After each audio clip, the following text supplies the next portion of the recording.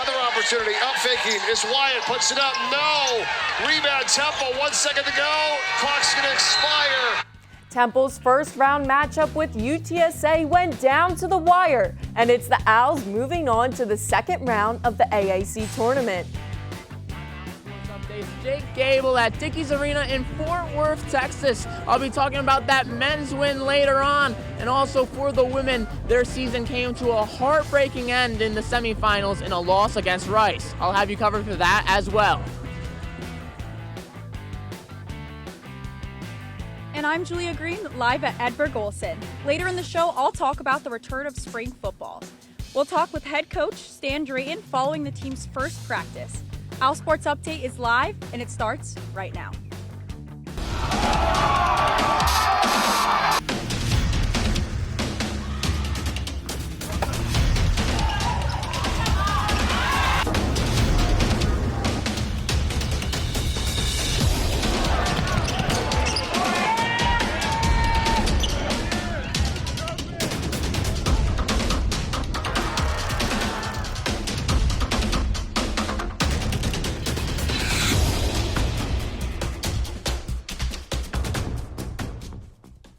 Hello and welcome to a new edition of OwlSports Update. And happy Pi Day. I am Michael Mirville and she is the amazing Meg Doyle. Oh, thank you, Mikey. Now, even though we were on spring break, Temple Athletics was not. We have a lot to catch up on today. Starting off with the women's AAC postseason coming to an end deep in the heart of Texas. It's March and that means madness is underway. For the women's team, it started on Monday night with a triple overtime quarterfinal marathon win over Tulane. And then, hours later on Monday night, the third-seeded Owls moved into the semifinals against number 10 Rice. One more game to reach the conference tournament final, and the stakes are high. Rain Tucker steals the ball and makes it all the way to the basket to start the game off for the Owls. They go up 2-0. Yeah, she has it in the second, down by 4, Aaliyah Nelson makes a move, gets the basket, and the foul. Tiara East, with 37 minutes of play, just one day after the triple OT game, records 10 points and 8 rebounds. Now, trying to inch within 2, Washington cannot be stopped. She goes up the middle and scores under 2 minutes left in the first half. Temple heads to the locker room down by 4. Rice opens up the half up 11 with 11-0 run, but East scores for the Owls to stop Rice's momentum. The Owls have inched back into this game, and with 1 minute left in the fourth, Washington yet again brings the Owls within 2. However, Temple cannot get over the hump and is outlasted by Rice. Your final in Fort Worth, 60-57. Only 2 Owls scored double digits by the finish. Washington led the Owls in points with 19, including a late score to get the Owls under 2 with 4 seconds remaining in the game. Temple was off the mark from beyond the arc, making only 1 of 8 shots. By the way, Rice ended up taking the title Wednesday night with a win over ECU. The AAC tournament ended 2 wins shy of a title for the Owls. It was a disappointing end for a Temple team that really wasn't supposed to make this kind of run when the season first started. Our coverage begins in Texas. That's where OwlSports Update's Jake Gable has been camped out all week long. Thanks, y'all. Sorry, I've been down in Texas so long, I'm starting to pick up the lingo and trying to keep the moods high because Temple did fall against Rice in the semifinals. In the Battle of the Owls, the Rice Owls end up stronger in that one. It was a struggle for the Owls offensively. They turned the ball over 22 times. It was sloppy play for Temple, and Aaliyah Nelson had an off game. Really, the entire tournament was an off game for her. She had a very crucial turnover towards the end that really sealed the game for Rice. For Temple, on the good side, Demi Washington had a good game, but she can't do it alone. Tiara East played really good against Tulane and played great in the first half against Rice, but kind of fell short in that second half. And you gotta wonder, that triple overtime game that finished at midnight the night before, did that have anything to do with Tiara East and the rest of the team kind of getting tired towards that end? that'll be the end of the season for this women's team. They get to hang their heads high a little bit after winning the regular season co-championship title, but their season does end in the semifinals when it comes to postseason play. Mike and Meg, it's back to you guys in the studio. The women are 20-12. So now the question is, are the Owls done for the year, or is there a postseason tournament in their future? Now we're looking for answers, so good thing we have Courts in Session anchor Hayden Bandel with us on desk. Hayden, I hope you brought your crystal ball. I got it right here. Thanks for having me on, guys. Well, Hayden, obviously the NCAA tournament isn't going to happen, but what about the women's NIT? Could they get in, and possibly could Temple even host a game? Yeah, so I'm looking at my crystal ball, and it's telling me that Temple is definitely going to play in a postseason game, whether it's the WNIT, also the brand new WBIT, the Women's Basketball Invitational Tournament. 32 new teams will be playing a postseason game, so Temple will definitely be playing. When we look at the American last year, Memphis, who had 20 wins, they hosted 2 games in the WNIT, so Temple definitely has a shot to do it. And when we look at some other teams as well that didn't even have 20 wins, were under 500 in conference play last year, they still were playing in the WNIT, so Temple will definitely be playing in a postseason game this year. Now let's look back at the AAC tournament.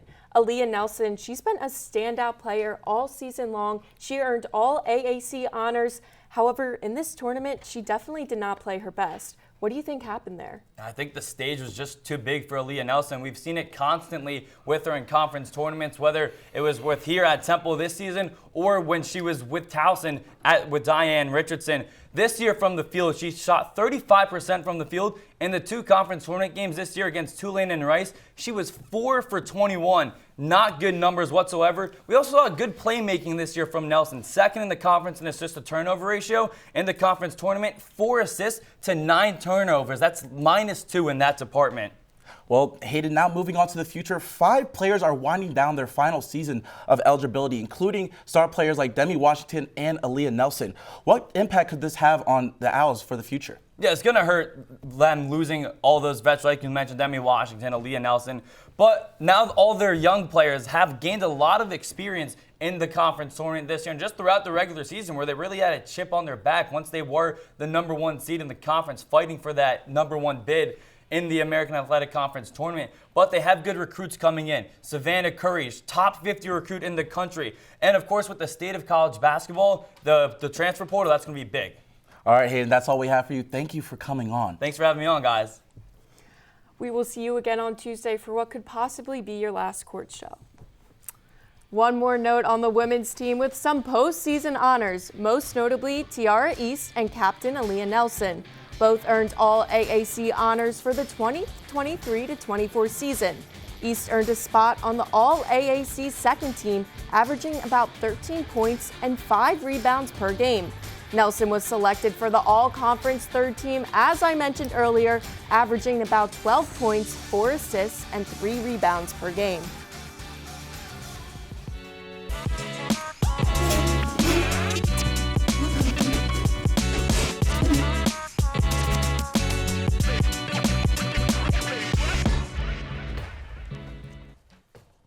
The men's team was next up, taking on UTSA back down in Texas.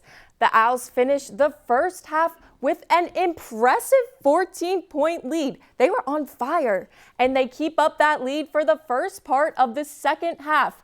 However, the Roadrunners then went on a 13-point run to put them back in the game, nearly tying it up. Now, a steal for the Owls is just what they needed to give Zion Stanford the chance for a jumper, which is good to give Temple 2 more points. Now down to the wire with 20 seconds left, Hyzier Miller losing control of the ball here, turning it over to give the Roadrunners one last chance for a bucket to tie up the game. But no overtime is necessary as Temple takes the 64-61 win over UTSA. Finally, an AAC tournament win. It has been a minute. Wednesday's win was Temple's first since 2018. Since then, it's been a bunch of L's with a COVID cancellation in between. The low point came last year in that 30-point loss to Cincy. It was the game that ended Aaron McKee's coaching career at Temple. The win moves the men into the second round. So we'll make a move back down to Texas, where OwlSports Update's Jake Gable has our game recap.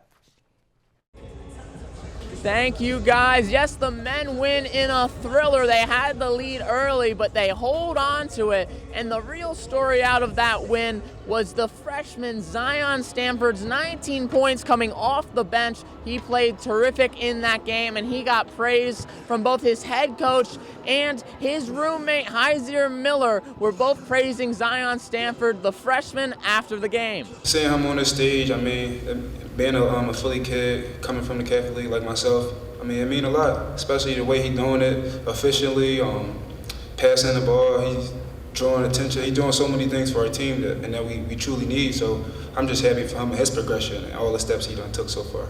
Now moving on for the Owls, they are going to be taking on the SMU Mustangs, and in a 3-point win against UTSA, they have some things to clean up. Their offense started to falter in the second half, but they found a little bit of life towards then. Zion Stanford obviously playing a big role in that. Heiser Miller only hit 1 3, but it came at a very clutch time. Miller's going to have to play much better in the next game against SMU if they want to keep playing as well. Also, they were doing great on drives to the paint and getting to the foul line late in that game. They have to keep that up as well. And their defensive intensity, they got a couple of turnovers at the end of the game that really sealed it. Mike and Meg, it's back to you guys in the studio.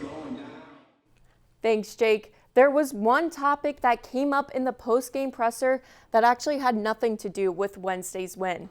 The men's team has been flagged for suspicious wagering activity thanks to its game versus UAB last Thursday.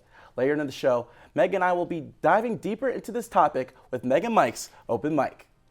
But it is now time for our first break of the day. It's been all basketball talk so far. Still, another big-time sport is back in action with spring football. Stay tuned. We'll hear from head coach Stan Drayton in just 90 seconds.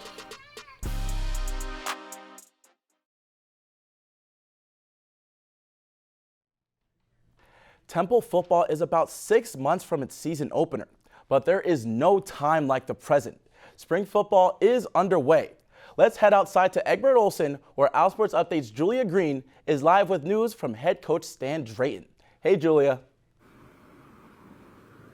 Yes, Mike, spring is here and so is spring football. Temple football had its first practice on Tuesday with plenty of new faces stepping out onto the field. This also gave us Stan Drayton for the first time in months. He shared his optimism for the new season and how the fresh faces on the field call for a new beginning for the team.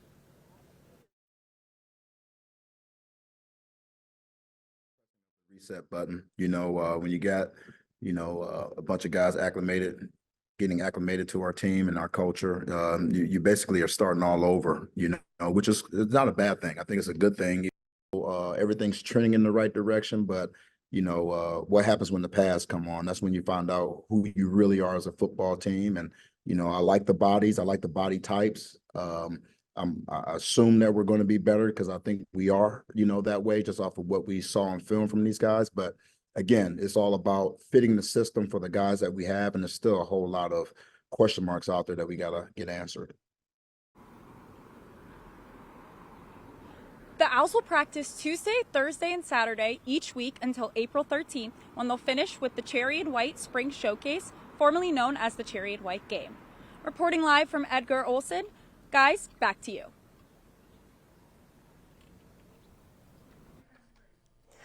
Thanks, Julia. It's not often that a club sport draws students to a school, but here at Temple, rugby is that draw. OwlSports Update's Sarah Winton has the inside scoop about what rugby club is all about. If it's Tuesday or Thursday from 8 to 10 p.m., you will find one of Temple's most popular club teams at the Star Complex. Men's rugby is underway with its spring season. The club sport has 2 teams, the A side for experienced players and the B side for newcomers. It is a club sport that actually draws students to North Broad. I was interested in the school because of the city, and when I learned that the school had a rugby team, it was like the icing on the cake. It was perfect. Between the 2 sides, there are up to 30 players on the team, and there is no experience necessary to try out. The club is working to get the word out and encourage anyone who is interested to come out and play. So the guys do a great job of, really communicating throughout campus and trying to. We have a lot of guys, even guys that are part of our top side that never played before. So they've done a great job of getting the name out, the word out. Just like any other team, the Owls compete for a season-ending title. The Collegiate Rugby Championship draws in over 100 teams from across 8 divisions. Temple's top team plays in the top division. The Collegiate Rugby Championship game used to be held locally here in Philadelphia, but now the game has been moved to Washington, D.C. Though Temple doesn't have home field advantage anymore, that doesn't stop the Owls from fighting for their spot in the largest collegiate rugby event in the world. A very dedicated group that's practicing right here behind me, and I feel as though we have a really good chance. The 7-on-7 spring season runs through April. Reporting from the Airmark Star Complex, I'm Sarah Winton, OwlSports Update. The rugby team has its next game on Saturday at 10 a.m. against Media as it continues to fight for their spot in the championship event held on April 26th and 27th. Moving on to fencing, on Saturday, 4 Owls advanced to the final round of the NCAA Mid-Atlantic South Regionals, which took place at Drew University in New Jersey. Margarita Calderero and Grace Smith were the only epeists to reach the finals, placing top 20 on the day. Freshman saberist Lauren Johnson placing 8th overall in the finals, and junior Anna Novoseltseva, the only foilist to advance to the final round, finishing in 5th. Johnson and Novoseltseva were also selected to represent the 9th-ranked Owls at the NCAA Championship, taking place at Ohio State starting next Thursday. Steve Morrow, head coach of Temple's men's and women's tennis teams, is the 2023 Philadelphia Area District Tennis Coach of the Year. Through the 2023 spring and fall seasons, Morrow led the men's team to a 19-5 record and the women's team to a 17-5. This included his 200th win as a head coach. The men's team held the longest consecutive win streak in the NCAA with 15 victories and earned a trip to the American Athletic Conference Championship. We are headed into our second break of the day. When we come back to basketball. The men have an assistant coach who has been with the team on and off the court in each of the last 3 decades. OwlSports Update will be back. Assistant coach Chris Clark's history with Temple spans back over 20 years, serving as once a player on the team and now on the staff for 3 different head coaches. This history has also enabled Clark to become an active member in the Philadelphia community.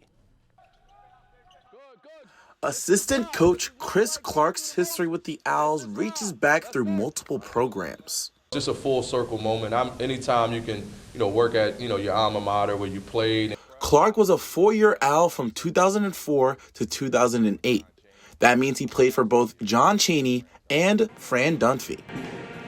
After graduating, Clark spent 6 years on the coaching staff at St. Francis and Campbell before returning to North Broad as a video coordinator for Dunphy. It's a truly blessing to be able to, be here and, work for, Coach Dunphy and to serve these guys. The next season, Clark was moved to the bench as an assistant coach, and he's been there ever since. Working next to Dunphy, Aaron McKee, and now Adam Fisher, he's one of the staff's top recruiters that includes grabbing Hassan Miller and Jalil White. Since I met him, he's been like one of the cooler coaches that I've ever had. Like, he's just a really cool guy. Coach Clark has drawn inspiration from previous head coaches that he has encountered, such as Aaron McKee and John Chaney. Now giving back to the community he has so much history with. Clark has not only been a part of Temple in each of the last 3 decades, he's also become a part of the community. He volunteers for various community service programs in the Philadelphia area, such as the Big Brother program and Reading for Children. Because Temple is a pillar of hope for a lot of kids in this community, and we have to continue to be that light for those kids and give back. Now as a member of Adam Fisher's staff, Coach Clark continues his story as an Owl both on and off the court. My goals for the season, for the Clark's 8th year in a row on the coaching staff. The Philadelphia native does not plan on going away and will continue to be a pillar for those in need in his home city.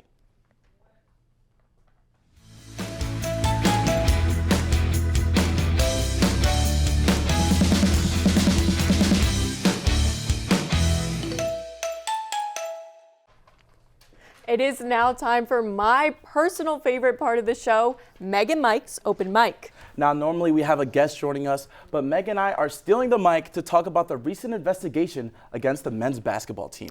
Now, I'm going to start off with the facts. What we do know, ahead of the UAB Temple game, UAB went from a 2-point favorite all the way to an 8-point favorite. Now, that's very uncommon. Normally, there's a few point differential if someone's hurt, a star player's out, but that was not the case. If this does prove to be true, that there was some suspicious activity going on, there's going to be serious implications not only for the Temple players on the team, but for the entire program's future. I mean, yeah, I agree that there could be some serious implications. It's no surprise that Temple has been struggling for a few years now, but they've been struggling, especially this season, 13-19 regular season and 5-13 for the conference. I mean, what could this mean for Adam Fisher? It's his first year. Obviously, it's not a good look for his first year, trying to rebuild this team. And now on top of that, you have these allegations. It could also have some implications for recruiting. I mean, what could this mean for recruits who may have Temple on their radar? Absolutely, and we are going to continue to follow this investigation as it unfolds, but that is all the time we have for Meg and Mike's Open Mic. Up next, we'll focus on the women's gymnastics team with OwlSports Updates, Vince Tooley. Thank you, guys. After the break, I'll be discussing Temple's gymnastics team and how a group of underclassmen and a first-year coach are retooling the Owls on the mat. We'll be back in 90 seconds. Welcome back. I'm OwlSports Update's Vince Tooley at the studio set. Temple Gymnastics floor team set a school record on Sunday during the quad meet. Its 49.575 helped the Owls sweep the meet versus William & Mary, LIU, and Westchester. Overall, this team is pretty young. With 2/3 of the team being underclassmen, talent meets youth, bringing energy, skill, and a new perspective with every event. Coach Hillary Steele, along with freshmen Peyton Monk and Hannah Weckler, have been a vital part of the Owls' success this season. With a new head coach, often comes a new roster, and Temple Gymnastics is no exception. I think we're just trying to give them as much experience as we can. And that experience is geared towards a team that is 2/3 underclassmen. 16 freshmen or sophomores are on the roster. I think we have a lot of talent coming in. We have a lot of room for growth for the freshmen that we have and the sophomores. So I think our future is looking really bright. Freshmen Peyton Monk and Hannah Weckler are two of the best in this new class. This past weekend at Temple's quad meet is a great example. Monk took second overall in the vault, while Weckler finished third in the same event. We know now in the season that we are not setting our expectations low. We have an expectation that the bar is higher than we expect, and we know we can do better than we are, so we expect a lot of things for the rest of the season. And this has led the Owls to an 8-2 record at home. The team atmosphere is something the athletes enjoy. With the addition of Coach Steele and a group of very determined and hungry underclassmen, Temple Gymnastics is looking to keep their undefeated home record alive, along with finishing the season strong. The future seems bright for this Temple Gymnastics team.